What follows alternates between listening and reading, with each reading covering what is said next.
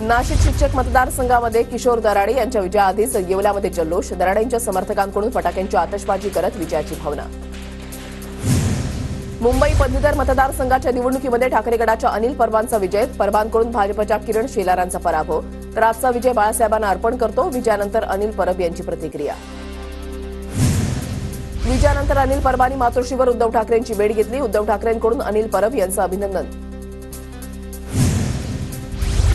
निवडणुकीमध्ये परब अरब असल्यासारखे आले, आशिष शेलारांची टीका. तर परबांनी नोटांचा वापर केला, शेलारांचा आरोप. ठाण्याची कोकण पदवीधरची जागा राखण्यामध्ये भाजपच्या निरंजन डावखरेंना यश. काँग्रेसच्या रमेश गिर यांचा पराभव. कोकण पदवीधर मतदारसंघातून महायुतीचे निरंजन डावखरे विजयी. डावखरेंच्या विजयानंतर रायगडमध्ये भाजप कार्यकर्त्यांचा जल्लोष. नवी मुंबईच्या नेरूळमधील मतकेंद्रांवर ठाकरे भाजपचे कार्यकर्ते आमने सामने. भाजपकडून निरंजन डावखरेंच्या विजयानंतर जल्लोष साजरा करत भाजप ठाकरे गटाचे कार्यकर्ते आमने सामने. मुंबईमध्ये ठाकरे गटाचे शिक्षक मतदारसंघामध्ये जमो अभ्यंकर यांचा विजय. ठाकरे गटाच्या कार्यकर्त्यांचा जल्लोष. डावखरे यांचा 72,144 मतांनी विजय. शिंदे गटाकडून भावना गवळी आणि कृपाल तुमाने यांचं राजकीय पुनर्वसन. भावना गवळी आणि कृपाल तुमानेंना विधान परिषदेवर उमेदवारी मिळणार, सूत्रांची माहिती. विधान परिषदेसाठी भाजपची 5 नावं जाहीर. पंकजा मुंडे, सदाभाऊ खोत, परिणय फुके, योगेश टिळेकर, अमित गोरखे यांना उमेदवारी. पंकजा मुंडेंना विधान परिषदेची उमेदवारी देण्याची मागणी मान्य केल्याबद्दल केंद्रीय बोर्डाचे आभार. देवेंद्र फडणवीसांची प्रतिक्रिया. ठाकरे गटाच्या मिलिंद नार्वेकरांना विधान परिषदेची उमेदवारी. मिलिंद नार्वेकर उद्या उमेदवारी अर्ज भरणार. संत तुकाराम महाराजांची पालखी आज पुणे शहरातून पंढरपूरकडे प्रस्थान करणार. काल तुकाराम महाराजांच्या पालखीचा मुक्काम पुण्यामधल्या दिवडुंगा विठोबा मंदिरामध्ये होता. रायरेश्वर किल्ल्यावरून पंढरपूरकडे दिंडीचा प्रस्थान. किल्ले रायरेश्वरातील शिवमंदिरामध्ये विणीपूजन करून दिंडीचं पंढरपूरकडे प्रस्थान. मोठ्या संख्येनं वारकरी दिंडीमध्ये सहभागी.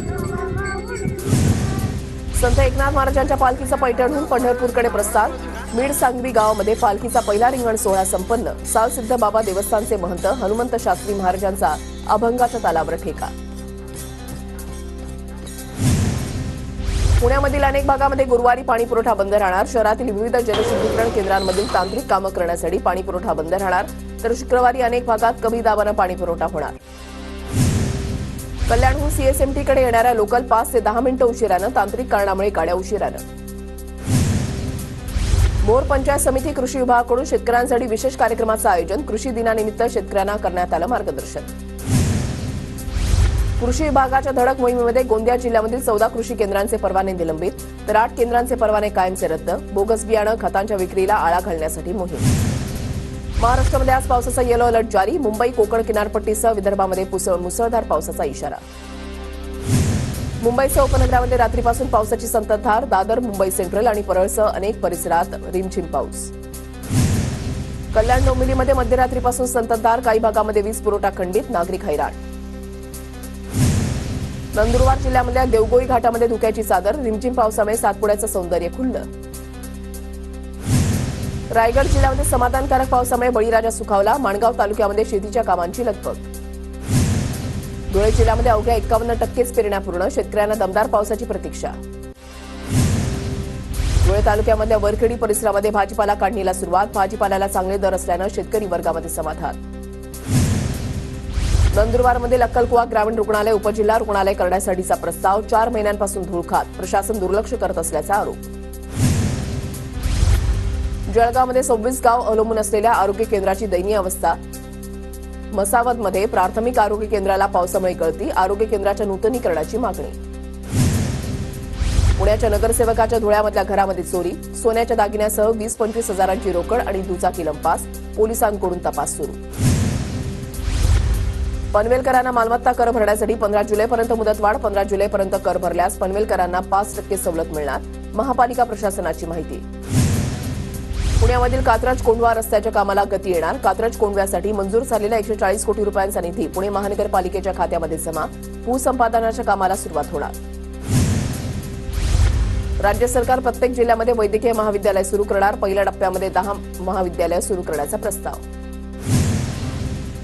महाराष्ट्रासह कर्नाटक राज्यामध्ये एकूण 54 घरफोडीचे गुन्हे करणाऱ्या अट्टल चोरट्याला वर्ध्यामधून अटक. 8,64,000 सोनं जप्त. जळगावच्या भडगाव पोलिसांची कारवाई. पालघरमध्ये एसटी बसमधून मोफत प्रवास करताना विद्यार्थ्यांचे हाल, चक्क बसमध्ये कोंबून विद्यार्थ्यांचा प्रवास.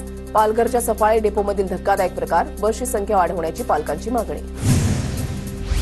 सोलापूरमध्ये नव्या कायद्यानुसार दाखल झालेल्या पहिल्या गुन्ह्याची 6 तासामध्ये उकल. 26 वर्षीय तरुणाच्या हत्येप्रकरणी गुन्हा दाखल, आरोपीला 6 तासामध्ये अटक. सोलापूर पोलिसांची कारवाई. जळगावमध्ये पोलीस दलाच्या वतीनं महाविद्यालयामध्ये नवीन कायद्याबाबत जनजागृती, जिल्हा सरकारी वकील आणि पोलीस अधिकाऱ्यांकडून विद्यार्थ्यांना मार्गदर्शन. नंदुरबारमध्ये नवीन फौजदारी कायद्याच्या जनजागृतीसाठी पोलीस दलाची कार्यशाळा संपन्न, शहरामधील प्रतिष्ठित व्यक्तींच्या उपस्थितीमध्ये कार्यशाळा पार पडली. जळगावमध्ये गोरस ओरणारी आंतरराज्य टोळी, लाखोंच्या मुद्देमालासह जेरबंद. 11 म्हशी, 1 बोलेरो, 1 दुचाकी असा एकूण 16 लाखांचा मुद्देमाल जप्त. जळगावच्या निंभोरा पोलिसांची कारवाई. नागपूर शहरामध्ये 400हून अधिक अवैध होर्डिंग्स, पावसाळी अधिवेशनातही होर्डिंगचा मुद्दा गाजला. अवैध होर्डिंगची चौकशी होणार, आमदार विकास ठाकरेंच्या प्रश्नानंतर मंत्री उदय सामंत यांचे आदेश.